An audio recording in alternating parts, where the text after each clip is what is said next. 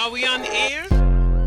And we're back. This is Third Coast Radio. This is man Kamikaze the Kingmaker. We are in the building. We got Santana Slime back with us. She has been off on sabbatical for, I don't know how long it's been, like a year? No, it's been about 3 weeks.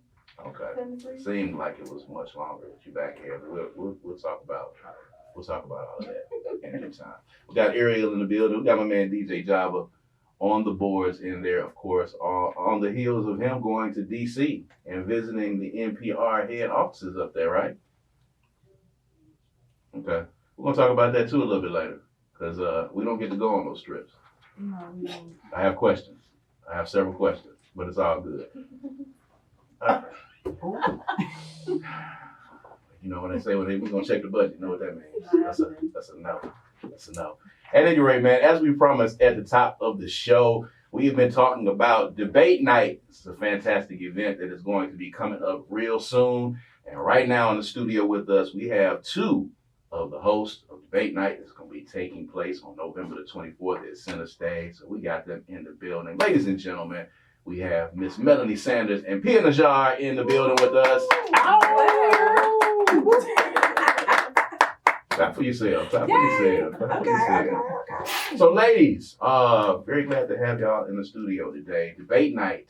This is going to be something that's really, really cool. I know you guys out there may have seen some of the promo for this event right now, but before we do that, of course, we have to introduce our esteemed guests and let you know who they are and what they do. And if you've been in the Central Mississippi area, both of these young ladies you've probably seen in their element doing their thing. You know what I'm saying? So I will start with you, Ms. Sanders. Introduce yourself to the world, tell them what you do and your claim to fame and all that good stuff. Okay, Melanie Sanders. I am a PR practitioner. I own Lux Life PR.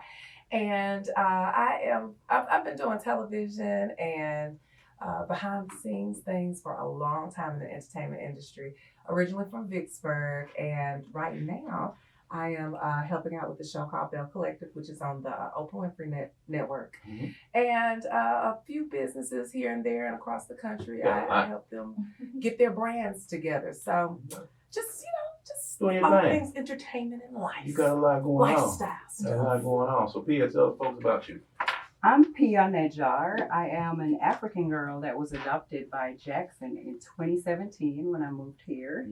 I'm home now. I manage corporate gym, Crunch Fitness on East County Line Road.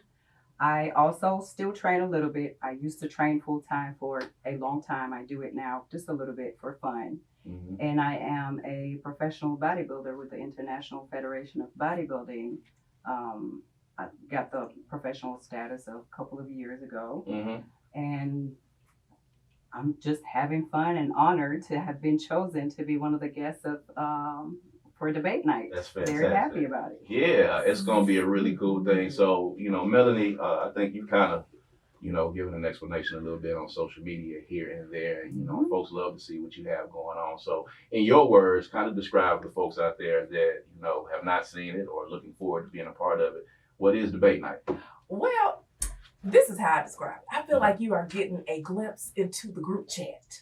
Okay? Yeah. The stuff that you say to your friends, you might say to your man or your woman or whatever, but to say it to the masses is just a little touchy sometimes. So we need to bring all that stuff out so people can feel comfortable and chat, and then we'll find out a lot about each other and a lot of things that, you know, we did or didn't know, and just, you know, have a good open discussion. So, open discussion, a live, interactive, in-person social experience is what it is called. So, you know, if you are married, single, dating, this is a good opportunity for you to come out and see these young ladies live on stage. Now, Pia, in your words, and having sat in, what is your description of Debate Night? What is it to you?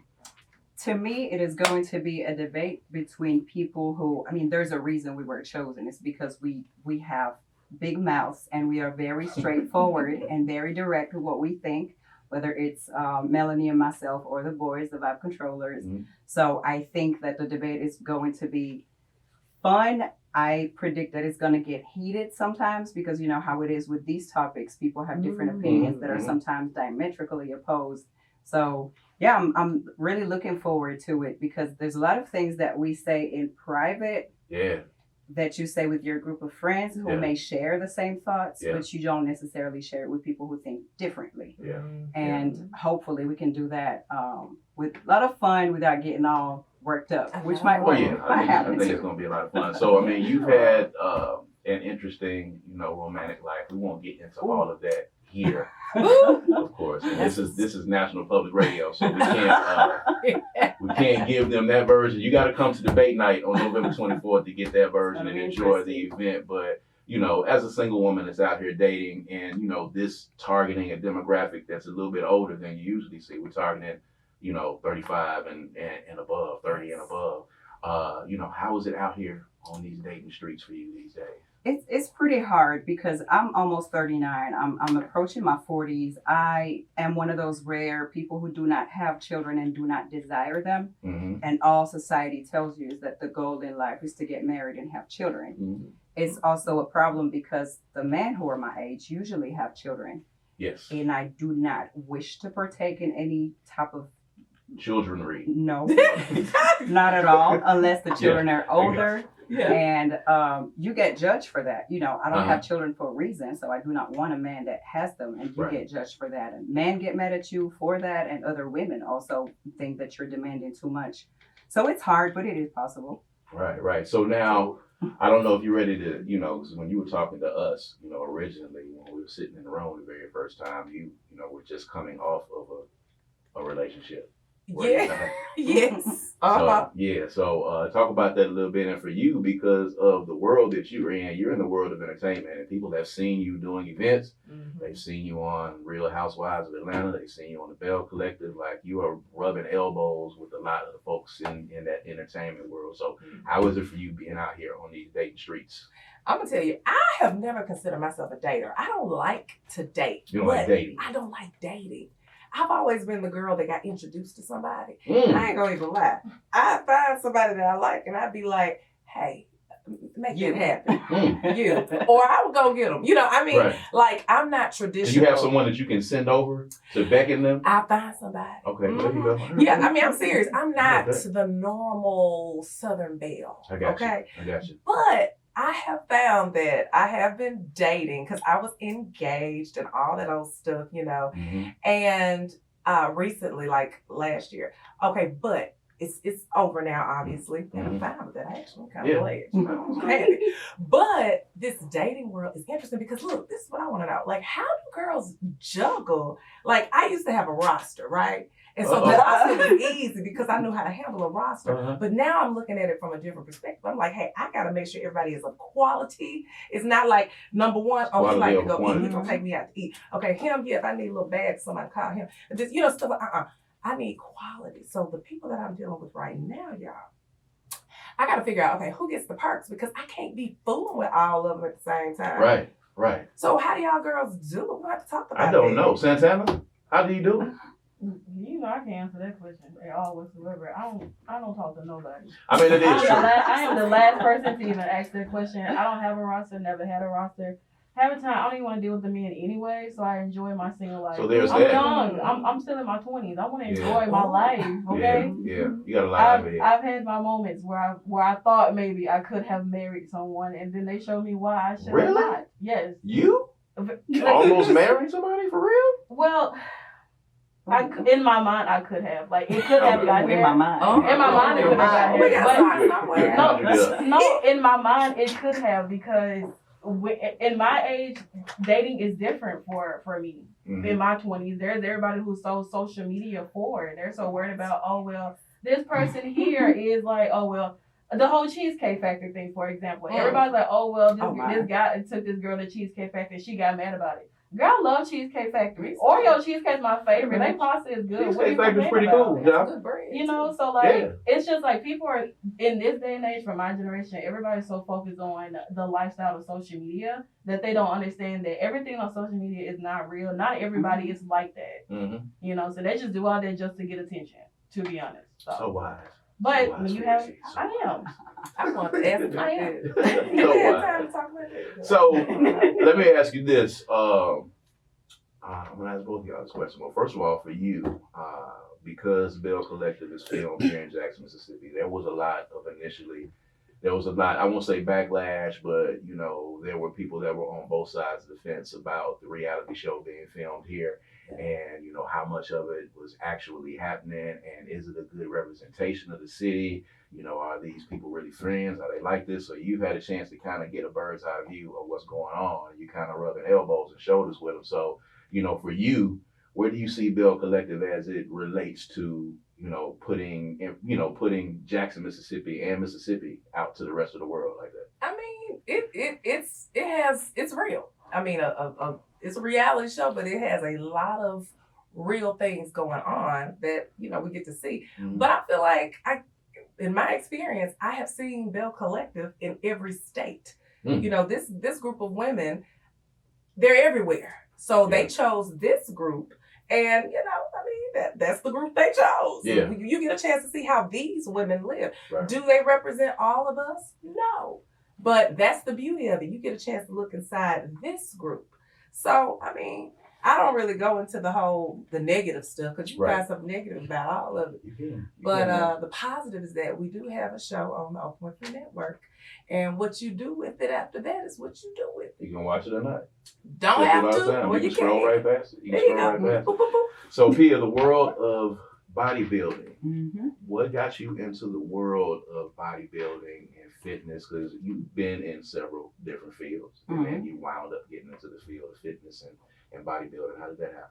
Actually, I'm a pharmacist originally. Mm. I have nothing, well, it's not nothing to do. I feel like everything that I did was to lead me to a career in fitness, because when you learn the biology of the body and all that, it leads you obviously to know the body pretty well. Yeah. And I've always had a corporate career, corporate jobs where I was sales director for big hotel chains, and then in the pharmaceutical industry, of course.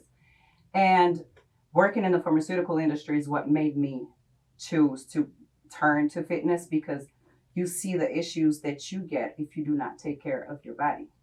So I wanted to catch the problem before issues started happening. And then, you get tired of the corporate world, because you start understanding how money work, how politics work and all that. And I didn't buy into it. So I wanted to get out and move into the US. It's the land where everything is possible. I was like, that's what they say. It is true. Mm-hmm. It is true. Even in Jackson, Mississippi, you know how a lot of people complain about Jackson, Mississippi, but I moved across ocean and I came here and I decided to start all over, because I wanted a career and I wanted to end up managing the gym that I was, that I started training. It was my goal from the very beginning, and it happened. What was your question? That was it. How did you get into the world of bodybuilding? So when I first started working here, my father, he died in 2008, and he was an absolute fan of, Arnold Schwarzenegger and all those. I was like, let me do a show. It's the US. It's the one country that I could compete in. Let me do a show for fun in his memory. Man, I did that show. I won everything. My very first show. I got qualified for a national show, and then I did a few other shows, and I ended up getting my pro card, which is a lifetime achievement for a lot of athletes, and I'm extremely proud of it, because it's a thing that you get and that you have for life. You're a professional athlete for life. Yeah.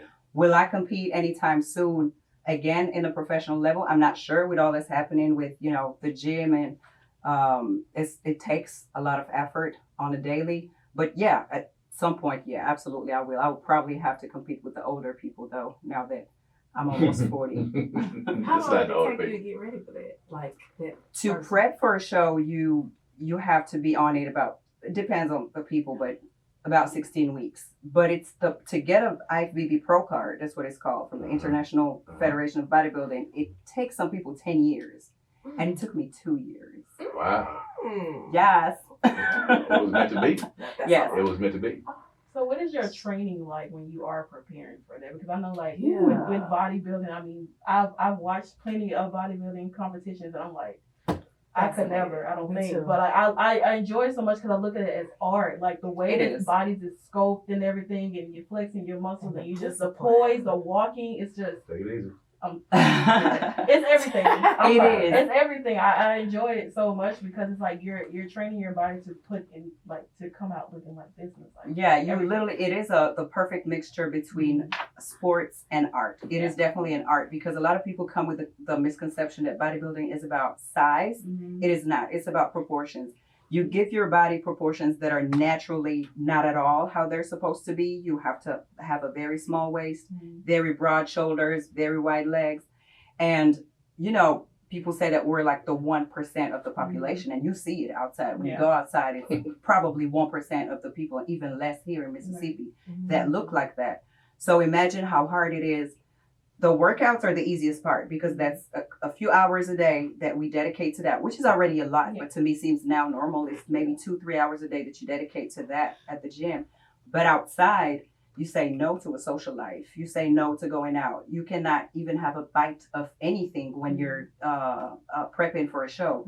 I have been out where I had to attend events and I was literally chewing on ice from a cup. So it really requires discipline and mental strength that you can then take and apply to all the other fields in your life. And I believe that the type of people that does, athletes in general, can take that discipline, apply it to other things and succeed easier than if you didn't go through that, you know, that training that you put your body through.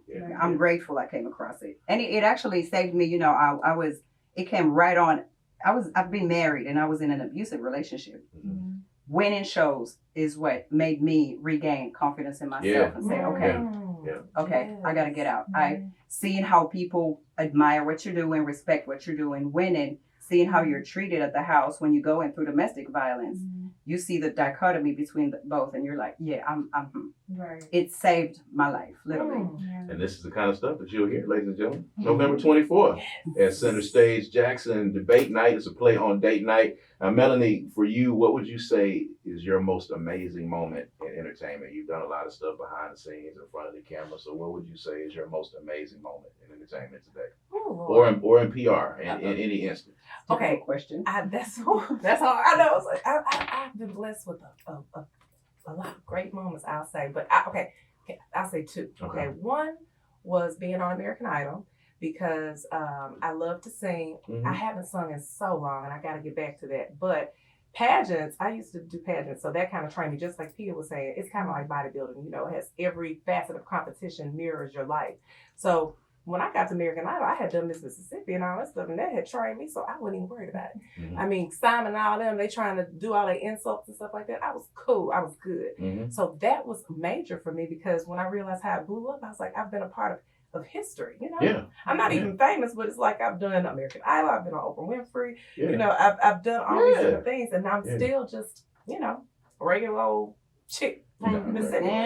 But then, and I met Beyonce, and had a chance to spend New Year's with them, and that was kind of cool because that's really dope. I was like, so that's not the it moment right then. Well, I was trying to think of like, what have I done? I didn't really do anything for that. I was just invited. So I mean, you had to be doing something to get invited though. Oh, well, that's true. I guess so. Anyway, we'll talk about that too. Yeah, we'll talk about that too. Because it was a connection that, you know, I told you that I go for who I like. Oh, okay, that's how it happened. That happened. But we'll talk about that on debate night too.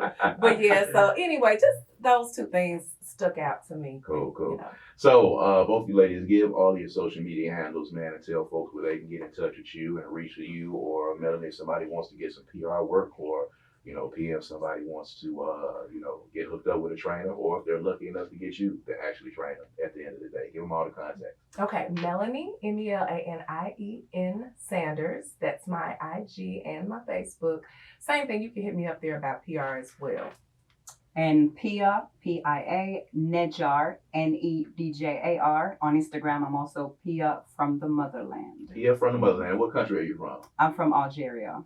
Algeria. In Northern Africa. Yes.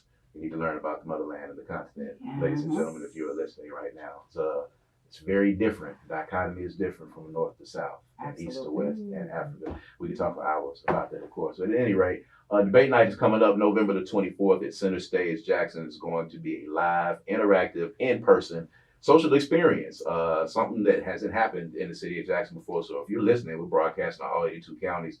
So wherever you are, you can make plans to drive to Jackson, Mississippi on November 24th. Black Friday, you will be able to see Melanie Sanders and Nedjar in the flesh, live and in living color, along with the Vibe Controllers, and along with, of course, myself and my beautiful bride, cousin Queen, are going to be there. It's going to be a really cool thing. Java, we got to get you in there. You're a married man. Yeah. I don't really know what that meant, but that's cool. I don't know where that was going. Yeah. At any rate, man, we're going to get into more music and more songs, man. It's Third Coast Radio. We'll be right back.